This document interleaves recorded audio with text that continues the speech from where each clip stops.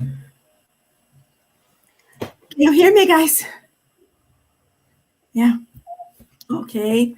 Welcome, everybody.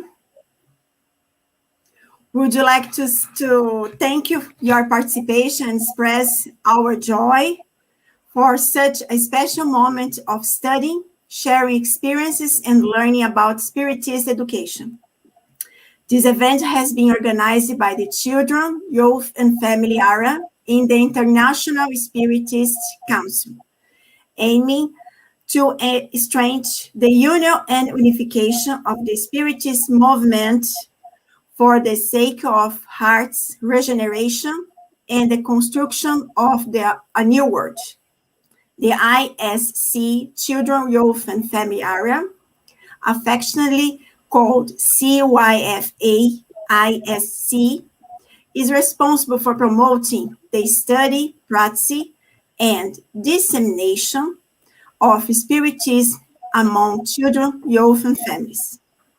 The CYFA ISC Commission is currently composed of 12 countries that are working together in an integrated, collaborative, and collective manner in order to put together important actions that we hope will strengthen this blessed and relevant task.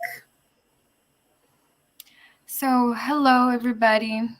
I hope you are all welcome here. I also would like to thank you for taking a time to listen to all the wonderful thoughts that it's gonna tell us. And I would like, in the first place, to describe the four of us that are gonna be with you during this live. So we have Katie, that it's our sign language translator. She has ginger hair, she has light skin, and she's wearing a black t-shirt. And in the background there is a light green wall, and she's on the left of the screen, and I am on the right. My name is Giovanna. I have brown hair, medium skin, brown eyes, and I'm in my room. And if we see below, we have Dan that is gonna give the talk, and he has his light skin, he's bald, he has a beard and a black t-shirt, and on the background there is a white wall, and next to him there is Christiane, and she's blonde, light skin, she's wearing glasses and a white t-shirt, and I guess she's also in her house. And for now, in order to achieve our goal, it's essential for us to keep ourselves updated in this task. The Seed of the Future project is one of the CYFA ISC projects actions which purpose is to continue education for spirits educators through videos, lives, and also through workshops. We believe this is a strategic and relevant project for the increasing of quality of our actions among children, youth, and families, whether physically or at spirits institution or virtually due to the pandemic situation we are facing these days. And this is the 5th YouTube live we are promoting, reducing boundaries and gathering dedicated hearts spread across the world, strengthening us in a common ideal. Okay. So this is the 50th virtual meeting of a program to address different and relevant topics to strengthen this task continuously. Today's topic is developing educational practices for families and spiritist institutions. Each live will be developed in 3 different languages: English, Spanish, and Portuguese in sequence on the same day. We have invited some dedicated colleagues who will share their reflections and experiences according to the different topics. Furthermore, to open our meeting, we would like to invite you to pray along with us, raising our thoughts to God, Jesus, and the spiritual benefactors who coordinate and inspire the Era of Sowing Love project. So, 1 minute. I'd like to ask everybody to close their eyes. Spirit benefactors, be our guide and lead us on the right path. Help us to overcome obstacles that may come to our path whenever we find ourselves in darkness and despair. Lift and show us the light. Give us courage and strength to continue carrying our mission with resignation and love. If we fall along the way, help us to get up and move on. Be with our brothers and sisters who are sick, with those who are feeling loneliness, depression, those with suicide thoughts, hungry, and those without a shelter to call it home. Please enlighten our speakers today and everyone attending this event now or will watch it later. So be it. Amen. Amen. So now I would like to introduce our talker, Daniel Assisi, MPA, PMP, is an award-winning author and internationally celebrated speaker who has delivered hundreds of talks and conferences on spirituality in over 60 cities and on the 4 continents. Known for a mix of deep thinking and witty humor, Dan takes a unique approach to spirituality that is steeped in reasons to remind the audience everywhere of our spiritual nature. His book, Our Road to Damascus, has won a National Indie Excellence Award, an Illumination Book Award Silver Medal, and is available now in hardcover, paperback, and ebook on all major online retailers. Dr. Assisi was featured in the Togetherness video series, an interfaith documentary on religious diversity and spirituality, and is a founding member of the Spiritist Institute. You can also find him as the host of the Spirit Conversation podcast. And that's it. Now you can explain to us the topic of today's live. Thank you so very much, Giovanna. Thank you, Cristiani. Thank you, Katie, as well. I'm really happy to be here. And I want to say thank you to the International Spiritist Council for inviting me. I want to say hi to Jusara as well for the opportunity. I am really thrilled to be here with you today because there are many things to celebrate. And one of them is the fact that we have faced 2 difficult years with this COVID pandemic. And I want to salute and congratulate all Spiritist workers and all Spiritist leaders and volunteers out there for keeping at it, for keeping working during these difficult times and making sure that your Spiritist group is still going strong. It is a labor of love. I know it has been very difficult and very challenging for many different people, but we here, Spiritists in the United States, want to send you our support, our admiration, our respect, our love. And if we may, we'll give you a virtual hug to make sure that you know that we are really happy to be here with you talking about I'm sorry. such I'm an sorry, important. Daniel.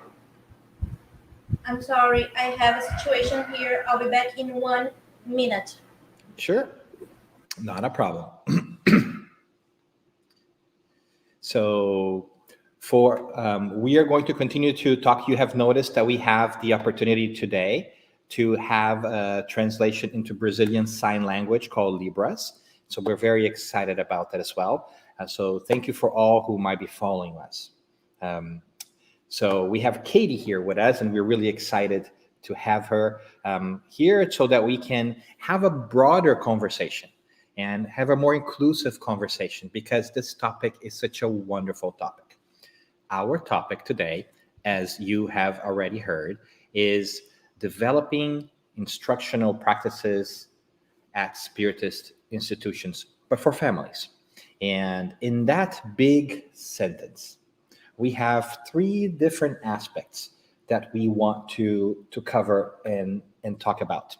But before we begin, I want to share with you that our goal for today, for this next 35 minutes or so, 40 minutes, depending on how much I talk, and I talk quite a bit, so I'm going to try to be brief.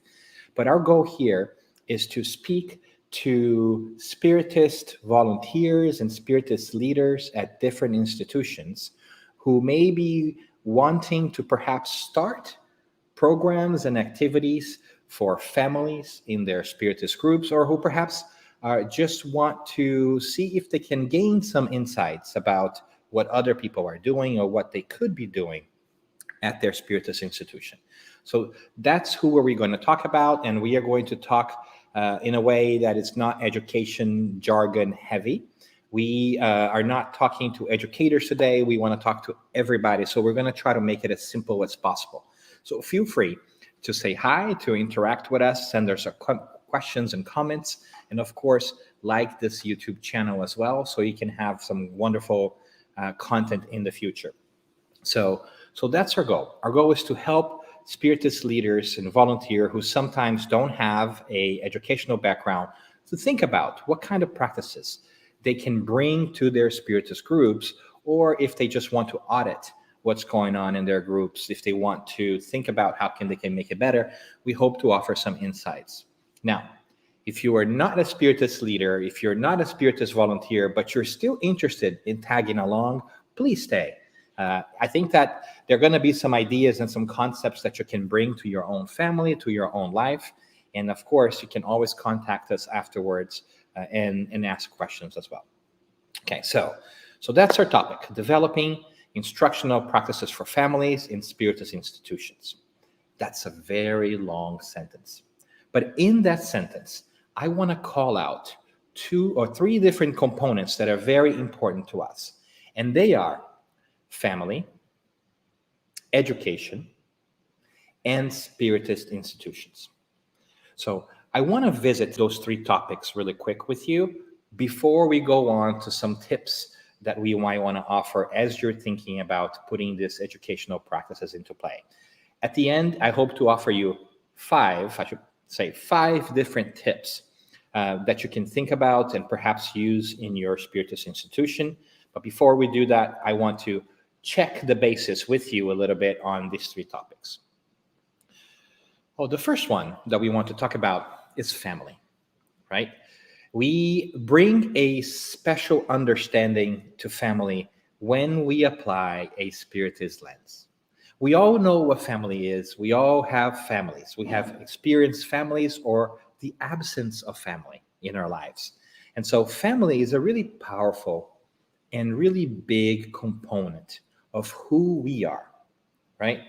And it becomes even more powerful and even more impactful in our lives when we bring the Spiritist lens onto the concept of family.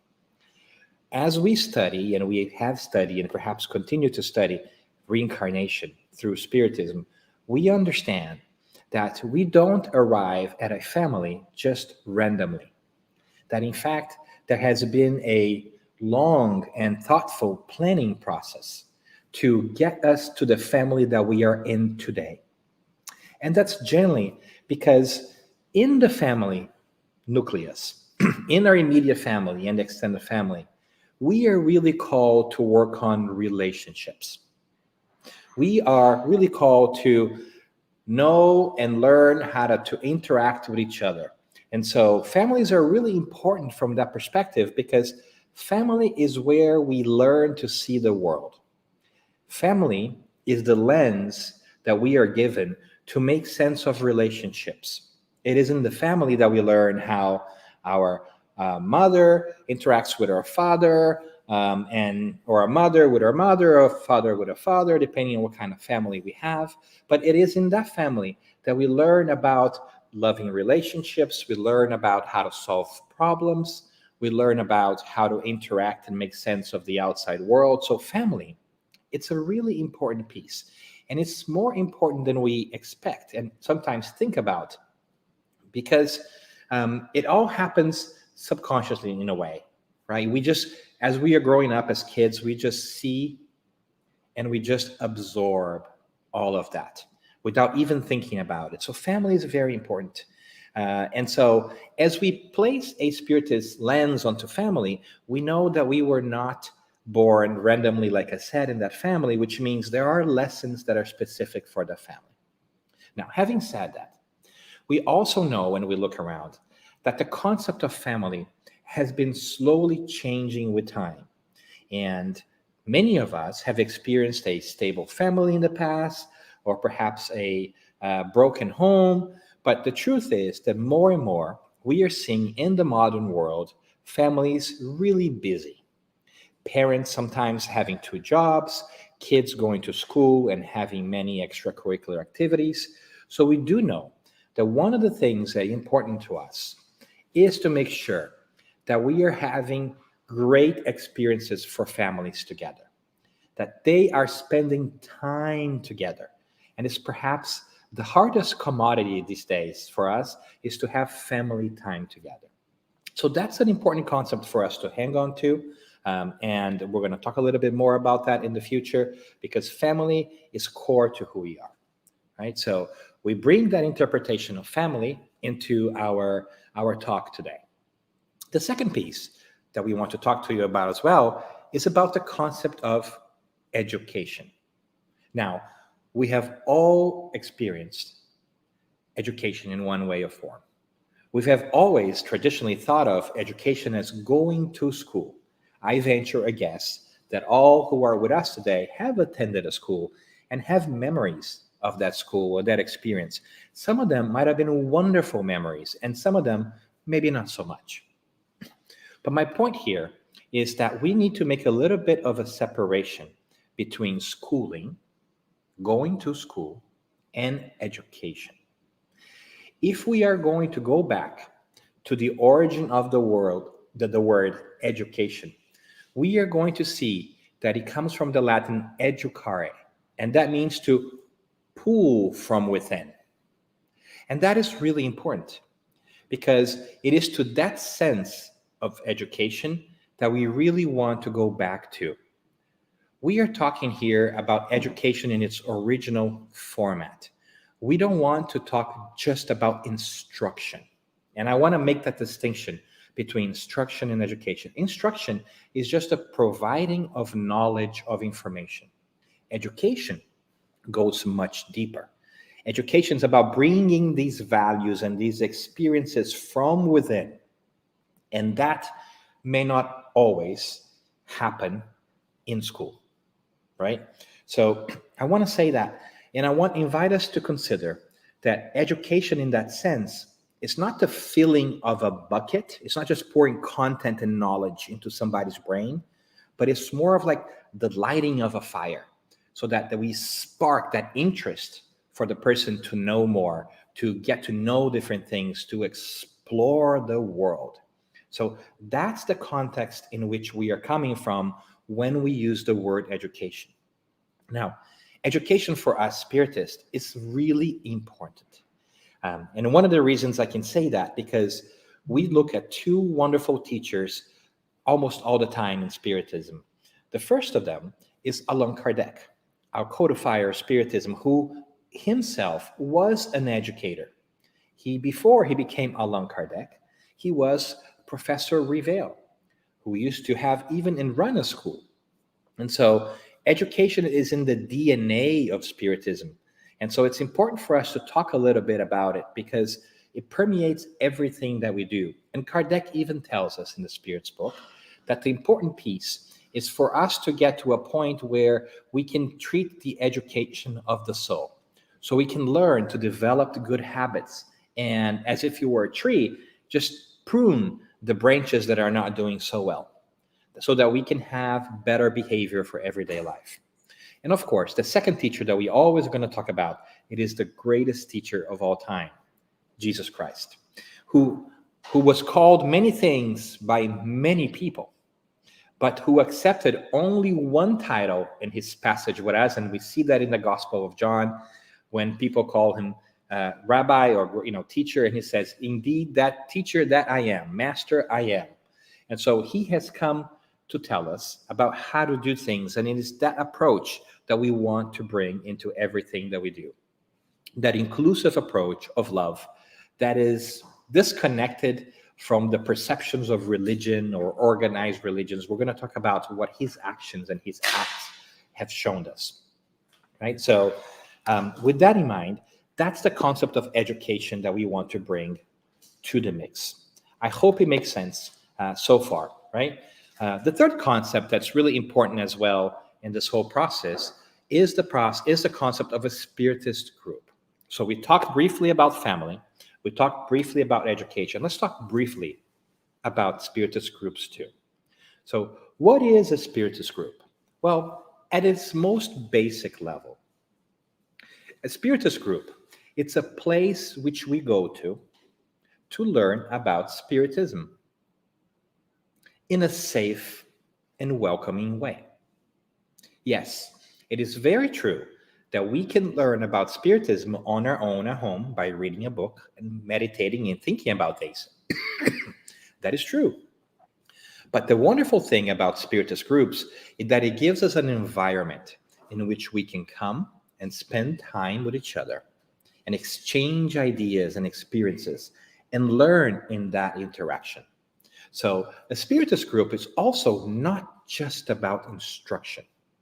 It is also about experience, of community, of having a place to come together with people who are also wanting to dive deeper into the immortality of the soul and finding out what we really are. And do it in a way that is safe, that we know that people are going to be kind and welcoming, and they might not necessarily be rude or push back on us. So that's the beauty of a Spiritist group, is to provide a theater, an arena, an environment in which we can come together and share knowledge and share these experiences as well, right? So with that in mind, then we ask ourselves, well, how do we bring it all together? So we talked briefly about family, and we talked a little bit about how important family is for teaching us how to relate to each other when it comes to relationships, and how kids oftentimes model the relationships they see in family in the outside world.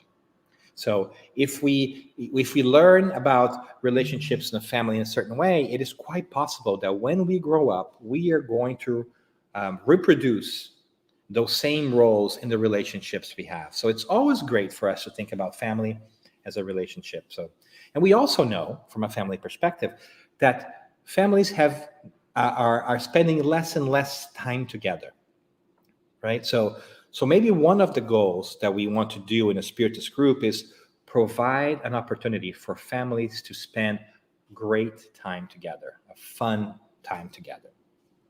Now, we also talked about education and how it is really about going deeper than just giving people information. It is really about talking about how to behave and how to act and how to change. And so from that lesson, we also take the idea that Spiritist groups, along with education, are a great place for us to talk about things that perhaps cannot be talked about or will not be talked about anywhere else. And what are those things? Well, the immortality of the soul, reincarnation, God, the love of God for us, and all these things that we don't often find in different places. If we think about it, the Spiritist group is uniquely positioned to treat these topics because we don't find them almost anywhere else. So we know that as our overarching goal, when we are talking about developing educational practices in Spiritist groups for families, we could stand on on those three pillars, right? One about relationships and modeling relationships, the other one about providing information about the immortality of the soul, and the third one about creating a safe and fun environment in which we can bring these practices together for families. Now, if we stop here for a second, we know that we also have a couple of challenges before we dive deeper, right? Let's talk about some of the challenges that we face as Spiritist groups here, trying to bring together activities for families. Well, one of the challenges that we face is that adults and children learn differently. And that is a big challenge. You might have heard, for instance, of pedagogy, which is the philosophy or the idea or the science that studies how kids learn. Now, you might not have heard about andragogy. Andragogy is the study of adult learning. I say that not because it's important to know both of them, but it's because it's important for us to know that children and adults learn differently. And that's a challenge because you cannot just put adults and children at the same place and time and speak the same way for them to get the same ideas. So that is one challenge for sure. And we're going to talk about addressing that in a little bit, right? The second challenge that we have, it's also a big challenge for Spiritist groups, is we don't have that much time with adults or with children. If you think about it, maybe we spend 1 or 2 hours a week with an adult or with a child that comes to us. That is not a lot of time. If you think about it, if you're watching 1 hour of TV a day, that is going to be a lot more, 5 times more than the time you might spend on a Spiritist group in 1 week. So we have to use our time wisely when we are at a Spiritist group, because we know that just with 1 hour a week, we will not be able to teach our kids or adults everything they always wanted to know. That's why it's important for us to focus on the things that the Spiritist group is uniquely prepared to do, which is to talk about love, God, the acceptance of reincarnation, and the immortality of the soul, right? Now, I talked about these two challenges. There is a third challenge that is really hard and really important as well. The third challenge is an apparent one. I think we all are going to remember that very well and experience that, is oftentimes we don't have trained educators to help us with building of educational practices in our groups. We have volunteers.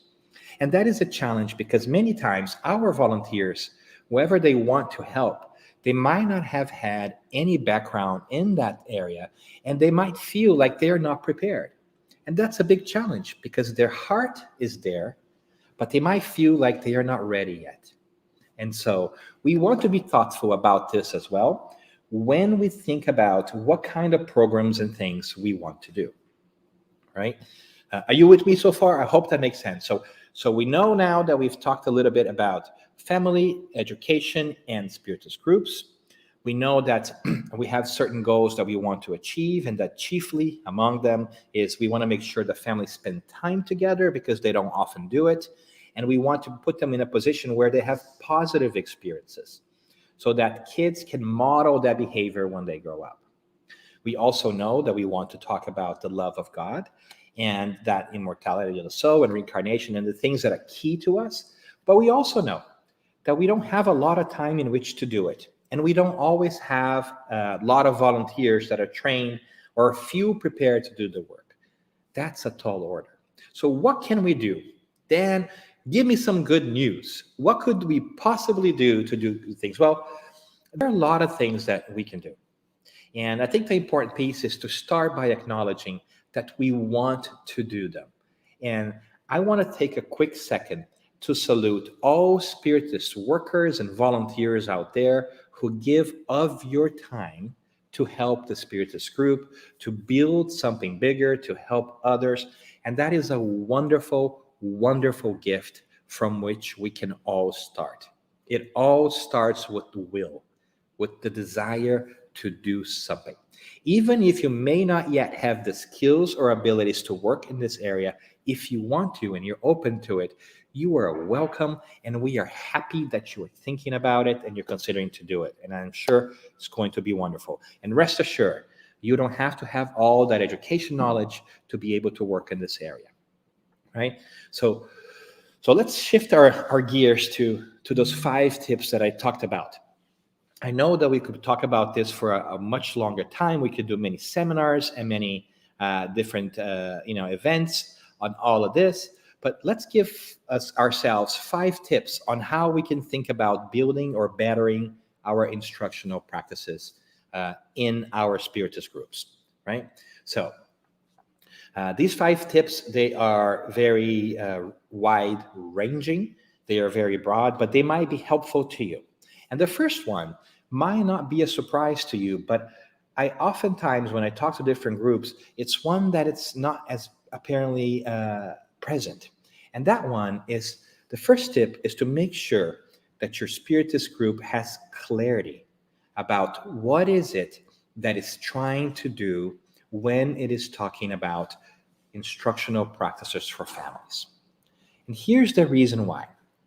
If you have clarity, if you're very clear with your workers and with your parents, what is it that you are going to provide or do, it will become easier for everybody to understand and be a part of it and contribute to it. I see a lot of challenges arising in different Spiritist groups because people have different ideas about the activities that the group is providing and why they are providing them. So if I can tell you anything, if I can tell you one thing, and if you take anything from this conversation, is make sure that as a Spiritist volunteer in a Spiritist group, your group is sitting down and is defining what is it that you are going to focus on when it comes to building instructional practices for families in your group. And if nothing else, we have already given you a good place to start. And the good place to start is those goals that we had talked about, which is to give good experiences for families to spend time together. That is already a goal of itself. If you can have families do something together, or at least at the same time, and have fun while they're doing it, that is already an incredibly powerful experience and a goal of itself, because we are already helping families spend time in a positive way and develop bonds among themselves and be exposed to great ideas. So tip number 1 is get together with your group and hone in on what are the goals that you as a group have for these activities, right? So it's about being together. It's about having pleasant experiences. It's about talking about love and acceptance and immortality of the soul, and doing that in a fun environment, in a safe environment. That's tip number 1. And as our time is ticking here, I want to dive a little bit deeper and go to tip number 2. And tip number 2 is one that people sometimes stop to think about. I say, plan the experience before you plan the activity. What do I mean by that? I see people saying, Dan, what should I do in my group? Should I use this curriculum? Should I use this book? Should I use that thing? Or this set of PowerPoints or these activities? And I say, stop. Before you do that, what is the experience going to be like for the kid and for the parents? That's really important, because if the experience is not a pleasant one, then guess what? They're not going to want to be there. Would you? Would you want to go? Imagine that you were a kid for a while, right? Imagine that you're going back to your kid days, and all of a sudden your parents tell you that after you have gone to school, You now have to go to this other place where you're going to sit with a teacher, and you have to go, and the teacher is going to give you more homework. As a child, would you want to do it? Probably not. As an adult, would you want to do it? You just came back from work, you're going to a Spiritist group, and somebody's going to give you more work for you to do. Maybe that's not the best approach. So, to no surprise, when we talk about kids, that we hear sometimes that many kids are going to our Spiritist groups, but when they come of age, when they have the ability to choose not to go to the Spiritist group anymore, when you go to college or before that, they disappear from our institutions. And the hard and honest truth is that they are not feeling connected to us, to our institution, and want to stay. So I would say that before you plan what you're going to do, plan how you are going to do. For instance, are people going to be welcome? Do they feel seen, known, and valued? Do we know them by name? Do we know who they are? Do we greet them? Are we happy to see them? So it's really important for us to plan that experience. And what is it going to be like for those coming to our institutions? Imagine they walk through, do a role play, they walk through the door. How does that go? What does it look like? Right? So think about that, and then we can kind of figure the rest out. Now, in terms of planning the experience, allow me to propose 3 different concepts for you. One is that they should be enjoyable. People should have fun, because then they want to come back, and we only have 1 or 2 hours a week with them. It should be welcoming. Everybody should feel like they belong. So we greet them, we say hello, we are interested in who they are, we connect them to each other, and we do things together. So we talked about modeling, right? So how would it feel if you're a kid, if your parent says, you have to go to that activity, and then the parent drops you off and he goes back home, right? But instead, if we can do those activities at the same time, that would be great. So that's question number 2. Plan the experience our humans are going to have, whether they are big or small, at the same time, right? So tip number 3, as our time is ticking here, is I want us to remind ourselves that parents are the teachers, that we as volunteers are not the first teachers of a kid. Again, we only are going to get to spend 1 or 2 hours maximum with that student, with that kid in our institution. So it's important for us to realize that a lot of what we do, it's about empowering the relationship between parents and students, right? Parents and kids, and making sure that parents can take that on. I see oftentimes people coming to us and saying, I want to take my kid to the Spiritist institution because I want you to teach them about God. I want you to teach them about reincarnation. And my answer is going to be, why are you outsourcing the spiritual education of your child? As a society, we've gotten to a really dangerous place where we outsource the education of our kids to our schools and to our Spiritist groups. We send them to school and feel that the school should teach them everything. We send them to Spiritist groups and think that in 1 hour a week, the Spiritist groups are going to be able to teach them about God and reincarnation. It's going to be hard. So we need to have a conversation with parents and with students about the importance of parents as being the first teachers. We, as volunteers in Spiritist groups, are there to support the activities that parents are going to do with their kids. So we want to empower them about how to talk to their kids, about God and immortality and kindness and justice and all those important things. We don't have to feel like we have to cram everything in that 1 or 2 hours that we have a week. It's just not healthy. So we have to have some honest conversations and take some of that burden off our shoulders and say, we need to work with parents and not just for parents, right? So that's tip number 3. And then tip number 4 that I want to give you as well is that it will be wonderful if we can for families to come together to these activities. For that very reason that we've mentioned before. How would you feel as a student or a kid if you are brought to an institution and your parents drop you off and they go home? That message is, you do this, but I don't have to. This is important for you, but not for me. So there are logistical implications, but to the extent that you can, try to have activities for parents and kids at the same time. Again, they are not going to be the same activities, but if they happen at the same time, what a wonderful thing. What kind of great modeling are we having parents do when the whole family comes together to the Spiritist group?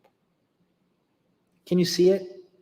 It's a lot different. They all get in the car together, they all get in the bus or in the metro, whatever it is, and they go together as a family because it is important for us to take care and talk about spirituality.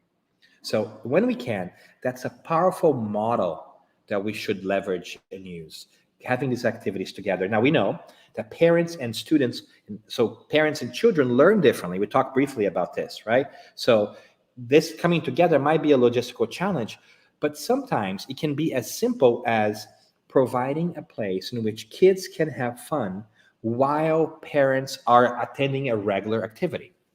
Oftentimes people say, but that's babysitting, and that's okay. It is a very good and noble goal to have some sort of babysitting while parents are attending activities too, because it allows parents to come to the Spiritist group, otherwise they would not have. And allow kids to meet other kids in a healthy and safe environment in which they are having fun. So it's very okay for you to not have ambitious goals about, these are all the things I'm going to teach the kids, because it's a lot of work. And again, we talked about your workers not always feeling prepared to do the work. But if you can create that environment for kids, right, in which they feel safe and they feel like it's fun to be there, then that is a major win, because they will want to go to the Spiritist group. And when they want to go to the Spiritist group, you know what's going to happen? They are going to bring their parents with them. The dynamic is going to change. It's not going to be the parents saying, you have to come with me. It's going to be the kids, hey, Dad, Mom, let's go to the Spiritist group. I want to see my friends. And that's the kind of attitude and kind of mindset that we want to build in our institutions. We want people to enjoy coming to us. And so we need to shift our focus in our activities. Now, you might say, Dan, I don't know how to make those activities. And I say, yes, you will. You will know. You will be able to do that. And for kids, a 1-hour activity might be as simple as having 20 or 30 minutes of getting to know each other in a circle activity, for instance. And you can find a lot of examples in Circle Ways or Responsive Classroom online. You can search for those two institutions. They provide you with a lot of different things on how to hold circle, where kids get to sit together, they get to acknowledge each other and see each other, share a little bit about themselves, hear about others, and make those human connections. And then if you do that for 20 minutes, all you need to do is spend another 20 minutes or so of activity of just talking about a beautiful message, a message of the day, an uplifting message, focusing on God loves you, you're cared for, we want to be with you, we value you, and it's as simple as that. And then play a game if you don't know anything what else to do, right? But having that time to have fun is really important to create that enjoyable, welcoming, and togetherness is a really key piece. And I know that our time is running low, so I'm going to make my way to our 5th tip here. That is a very simple one as well. Remember when we talked about parents being the first teachers and how we want parents to really be the ones who are leading spiritual education for their kids, and how the Spiritist groups are going to be backups. We are going to help parents do their job. We are not going to do that job for the parents because we don't have the time, right? Well, one important aspect of this is communicate back to parents what we are doing with their children. It seems clear and obvious, but sometimes it's not done. So that week, if we had a conversation about God and love, then maybe we need to tell parents that, hey, this week we had a conversation about God and love, so that parents can have that conversation with their kids. Hey, I know that this week you talked about God and love. How was that for you? Did you enjoy it? What did you like the most? So we want to give parents the tools and opportunities to engage with the kids in those topics so that parents can continue to talk about those things at home. And oftentimes we as Spiritist groups don't do a good job of looping back with a parent and telling them, this is what we worked on this week, or this is what we talked about, right?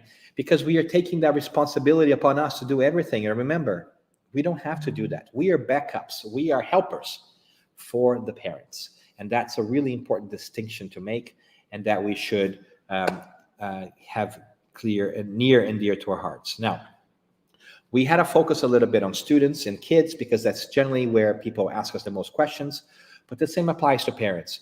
We want to make sure that you create an environmental experience to them, that you are talking about topics that are really meaningful, and maybe having these conversations with them as well about how to have that healthy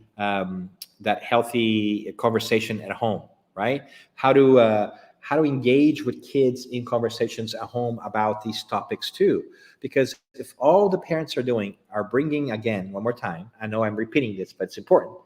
If all they're doing is bringing their kids for 1 or 2 hours in the Spiritist group a week and think that the job is done, then we are in trouble. Then we are going to have 14, 15-year-olds who are going to come back and say, I don't want to go to the group, or I don't believe in God. And then parents, as many do, come to us and say, help me. My 14, 15-year-old, he says he doesn't believe in God. Well, the truth is, if we have gotten to 14 or 15 without talking about God and love and acceptance at home, it's going to be really hard for parents to do that in the teenage years. So when we can, we want to start early with the parents and talking to them about the importance of having them have the conversation at home as well. Because if parents are not doing it at home, again, the modeling that we talked about, right? If parents are not doing it at home, then there's no way the Spiritist group is going to be able to instill those habits of praying, of doing the gospel at home, of reading or talking about important things by themselves. We need to work with parents. We need to help parents. So that was a lot of talking. I want to tell you that this is just a starter for you to think about starting a program if you want to, or just think about how are you doing your program. And again, our 5 tips, as I talked to you about, was make sure that you're very clear on what is it that your group is going to offer. And if it's just going to offer some childcare when some activities are going on, that's great. Just be clear about that. Also, make sure that you plan the experience that people are going to have before you start thinking about the activities that they're going to do. If we want them to feel connected, seen, known, and valued, then let's make sure that we have an experience that from the moment they come in, they are being greeted, we know who they are, and we're happy to see them. And remember that we have to have this constant conversation that parents are the main teachers here, that we are backups as volunteers to them. So that interaction between us and parents, and making sure that parents know what their role is and feel empowered to do that, is always happening and is always being reminded. And to the extent we can, tip number 4 is to have families come together to the Spiritist group. During the week, if there is a talk or a lecture at 7, then provide childcare at 7 so parents can come. And so the kids eventually enjoying that so much, bring the parents. And remember, you can also have activities in the weekend. And the activity might just be go to the park together, have fun together. The important thing is to provide a positive experience for families to spend that time together, because families are not spending a lot of time together to begin with. So when we get them together, we want them to have fun, we want them to enjoy it, and we want them to like it so much that they want to come back to the Spiritist group. And in there, we talk about important things as well.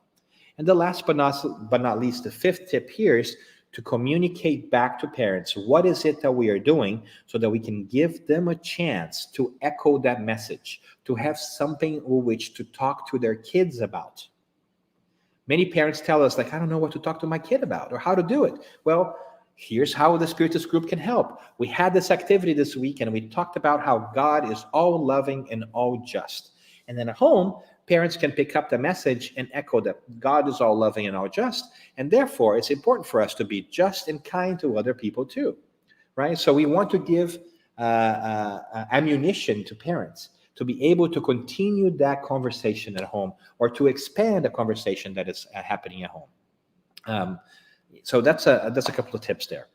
Now, if anything else, right? As we reach the end of our time here, I want to remind you of the very important role that you decided to take on when you have decided that you want to develop these activities for families in your Spiritist group. That is a wonderful thing. And I want you to take some of the pressure off your shoulders to worry about what kind of curriculum or kind of lesson planning you are going to do. Put that aside for now, because it can be quite daunting, especially when you already have your day job, you already have your family duties and everything else. So leave that aside for a second and remember the why you are doing this.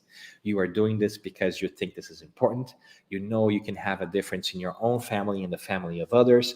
And that what we really want to do at the end of the day, when we're talking about education, when we're talking about Spiritist groups, and we're talking about families, is provide time for families to spend together and have common shared positive experiences that will engage them, make them happy, and remind them that they're cared for, that they're loved, and little by little, we'll add some content and some knowledge into that. We'll be able to have more information about who was Allan Kardec. All that stuff can come little by little afterwards. So whether you have established plan on how you're tackling instructional practices in your Spiritist group, or you're seeking to begin a new activity, just hold that dear to your heart. Know that you can do this, that there are many people that can help you, and that if you are really into it, you will be able to succeed, because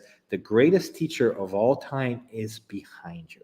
And that is our older brother, Jesus, who spoke to people in a simple way without having to practice lesson plans. So when we are in doubt, we rest our weary hearts on his shoulders and ask for that assistance and look at his example, because what he did was monumental.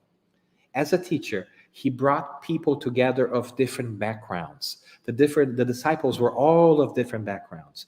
He spoke to people in different places. He went where they were. He didn't have them come to him all the time.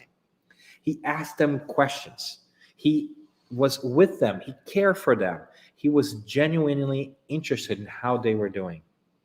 And he always challenged them in a good way. He always asked them a question as a great educator. He always helped people bring from within themselves challenges and things that we're facing and find consolation and comfort for what they were thinking. And that's how he changed the world. And that's how he changed us. So we hope that we can do the same thing. Have a simple approach, surround ourselves with different people and different thinking habits, and focusing on being together, doing what we educators are now calling social emotional learning. We know that first we need to enjoy being with each other. We need to build trust before we can really spend time working on our heads, right? I often say that the longest journey we can make is the 12 inches that separate our minds from our hearts. So let's make that journey together. Let's be together in that safe environment that's a Spiritist group.